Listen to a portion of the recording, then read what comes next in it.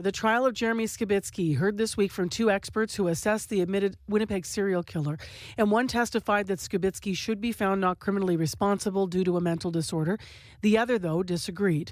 Skibicki pleaded not guilty to first-degree murder in the deaths of 4 Indigenous women, Morgan Harris, Mercedes Myron, Rebecca Contois, and an unidentified woman given the name Mashkade Bishike Ikweban.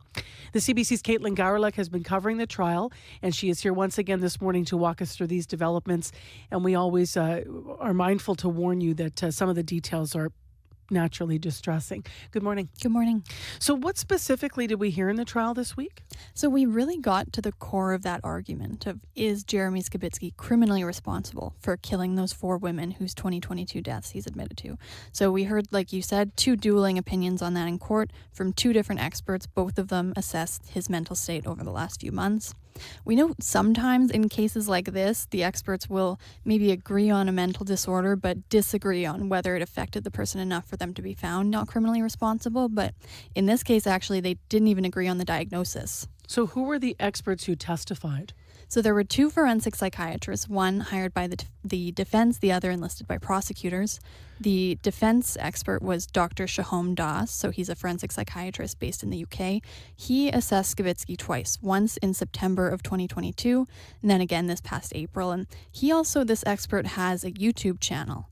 And that came up in court as the court decided whether to qualify him as an expert in the trial. We watched clips in court, too, from that YouTube channel, including some where he told people not to confess if they murdered someone and listed ways to fake having a mental illness. He said that those were supposed to be sort of tongue-in-cheek, but those videos drew some criticism, including from Court of King's Bench Chief Justice Glenn Joyal. He ultimately ended up letting him testify as an expert, but the judge said those concerns are going to be revisited later as he determines how much weight to give his opinion. And then we also heard from the prosecution expert, so Dr. Gary Chaimowitz. He's based in Hamilton, Ontario. His expertise wasn't contested in the same way as the defense expert, and he also assessed Skibicki last month. Let's start with the defense then and digging into some of the details. What did their expert have to say? So again, that's Dr. Sohom, the UK expert I just mentioned. So he said that in his opinion, Skibicki was motivated by delusions and psychotic symptoms he said were caused by schizophrenia when he killed those 4 women. Dawes said that Skibicki told him that he was hearing voices from angels, from the Holy Spirit, or from God, encouraging him to kill those women, and he believed he was on a mission from God. That expert said Skibicki appeared to be overwhelmed with a strong belief that his victims were in some way impure, and that if the victims were not subservient to God, he felt compelled to physically destroy them, he said. Skibicki told the expert that he repeatedly performed sex acts on the women's bodies after killing them because he said he believed he needed to sanctify the body as part of that process. So while Skibicki actually told police when he confessed in 2022 that the killings were motivated by race, he told this psychiatrist that he only said that because he'd been overtaken by an entity that he said could have been either God or the devil, which was speaking on his behalf. Dawes said that he believed there were glimpses of those delusions in Skibicki's police interview and signs earlier in his life, too, that he was schizophrenic based on his medical records. He also said he believed that Skibicki knew that what he was doing when he killed the women was illegal, which is, he said, why he did things like throw out their remains and search online for how to do that. But he thought that his actions were morally right, this expert says, which means in his opinion, Skibicki would meet the criteria for not criminally responsible because his mental disorder would have made him unable to appreciate what he was doing was wrong. So what about the expert who testified for the prosecution? Yeah, so that one was Dr. Gary Chaimowitz, the Ontario expert I just mentioned. And he basically completely disagreed with everything the other experts said. He thinks Skibicki made up his claims that hallucinations or delusions drove him to kill the women as a way to avoid basically being convicted of murder, and he saw not criminally responsible as an easier way out for that. According to this expert, Chaimowitz, he said there was no evidence in his opinion that Skibicki has schizophrenia, and that anytime it did come up in the medical records, it appeared to be because Skibicki himself said he thought he had the condition, not because a psychiatrist diagnosed him with it.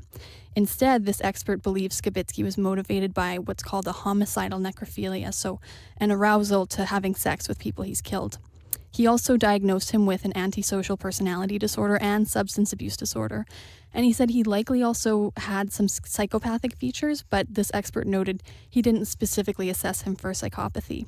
He said Skibicki's actions and behaviors pointed to, he called him a conspiracy-laden racist man with significant personality problems and addictions, and that his description of his psychotic symptoms stretches credulity, he said. He didn't believe he had schizophrenia for years without being detected by any of the doctors he saw. He said also that he believes the likelihood that the killings were linked to any kind of psychosis seemed extremely low. He said even if those thoughts were present, which he said he thought was highly unlikely in itself. And unlike that defense expert, he said that he believed that Skibicki actually did know that his actions were also morally wrong in addition to legally wrong. He said there was no mental disorder affecting that, and so he shouldn't be found not criminally responsible. This expert also commented on the victims, the 4 women who Skibicki killed, who prosecutors argued that Skibicki targeted at homeless shelters. And this expert noted that they belonged to a vulnerable, accessible group and said that the fact that Skibicki is soft-spoken, outwardly gentle and thoughtful are features that could have disarmed potential victims. So a lot here this week. What is next now in the trial coming up of Jeremy Skibicki? So we're now at the point where all we have left is closing arguments. Those are scheduled for Monday.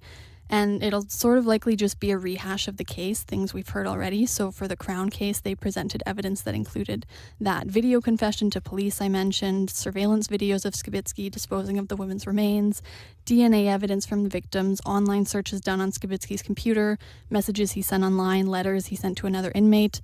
For the defense, the only evidence they introduced was that expert who testified he believes Skibicki was schizophrenic. After those are presented, those final arguments, it'll be up to the judge to decide. We don't really have any sense of how long that'll take. It's expected he'll reserve his decision, though. We probably won't get it on Monday. But it'll be up to him about deciding not whether Skibicki killed the 4 women, he's admitted to that, but whether he was criminally responsible for their deaths or if he did, in fact, have a mental disorder that made him unable to understand that it was wrong. Thank you, as always, for walking us through all of this. Thank you. And we'll talk to you next week. Mm-hmm. That is Caitlyn Gowriluk. She's been in court. This is a reporter. She's a reporter, with CBC Manitoba, and you can read more on the story on our website at cbc.ca/Manitoba. Thank you for watching the CBC Manitoba YouTube channel, and don't forget to like and subscribe. For the latest breaking news and top stories, download the CBC News app.